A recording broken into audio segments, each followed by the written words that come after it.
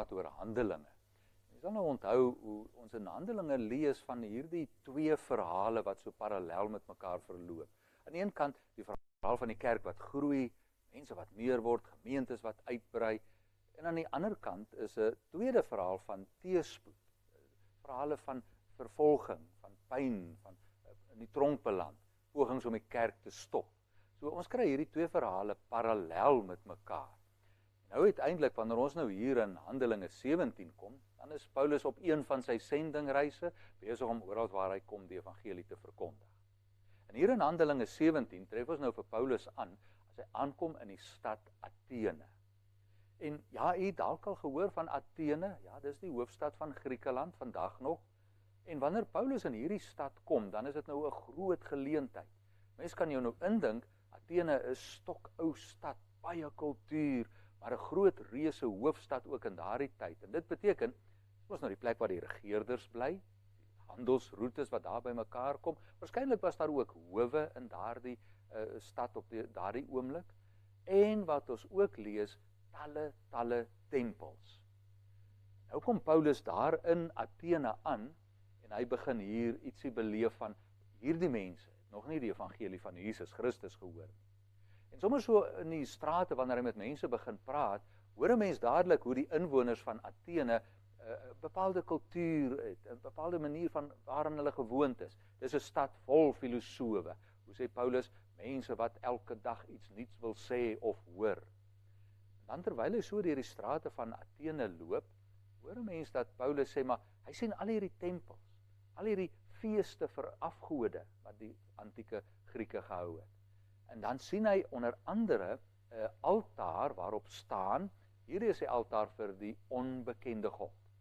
Nou gebruik Paulus hierdie as die aanknopingspunt om oor die evangelie van Jesus Christus te begin praat. Amper asof hy vir die Grieke wil sê, jong, hierdie God van wie julle niks weet nie, kom ek vertel julle van hierdie God. En nou kry mens hier in Handelinge 17 Paulus 'n mooi preek. Hoor nou wanneer hy dan nou vir die Grieke verduidelik en vertel waaroor gaan dit, dan vat hulle hom na die plein van die Areopagus toe, dis 'n publieke terrein waar allerhande groot toesprake gehou is, en nou begin Paulus met sy toespraak, en nou begin hy om vir die Grieke te sê, ek kan sien julle is baie godsdienstig. Baie tempels, baie feeste, ek wil julle graag vertel van die onbekende God, sê hy.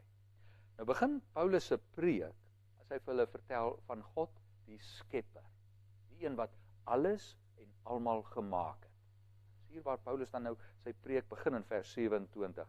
En dan sê Paulus spesifiek, hierdie God wat alles gemaak het mense gemaak om na hom te soek. En eintlik is God nooit te ver van mense af nie. So dis die God van wie Paulus sê hy vir die mense wil vertel. En dan sê Paulus, ons moet weet, ons bestaan, maar net omdat God ons toelaat om te bestaan. Hierdie God wat alles gemaak het, hoe sê Paulus in vers 28, deur hom lewe ons, beweeg ons, bestaan ons. Ons kan net bestaan wat God dit toelaat. En dan gaan Paulus verder om te preek en te sê, maar hierdie God van wie ek julle wil vertel, is anders as afgode. Hierdie God is nie gemaak nie. Hierdie God maak mense. Maar hy daarteenoor wil stel dat afgode word deur mense gemaak. Mense maak hierdie afgodsbeelde. In hierdie geval, die God van wie ek julle vertel, sê Paulus, hierdie God het mense gemaak. So 'n groot verskil. Hierdie God is die begin, hy is die eerste. Hy is die een wat bestaan en ander mense maak. Dis nie mense wat hom gemaak het. En dan uiteindelik dan vertel Paulus vir die mense in Griekeland en Athene, hierdie God wat alles gemaak het, hy stuur 'n mens, Jesus, om vir ander mense te sterwe en op te staan uit die dood. En as Paulus se preek hier eindig, dan hoor ons hoe mense reageer daar in die stad Athene. Ons lees in vers 32, party van hulle lag. Party van hulle dink, ag, dit is nou sommer 'n lawwige storie, hierdie wat Paulus vertel. Ons lees, daar is ander wat tot geloof kom en glo in die Here Jesus. Die eintlike vraag is, hoe reageer ons op die evangelie van Jesus? Ek dink nie ons sal dalk lag daaroor, maar reageer ons deur dit te glo, dit in ons harte te koester, te lewe soos mense wat oortuig is, Jesus is die lewende Here, die een deur wie ek ook lewe, bestaan, kan beweeg. Ek hoop jy beleef ook dit in jou lewe van geloof. Kom luister 'n volgende keer verder na Handelinge.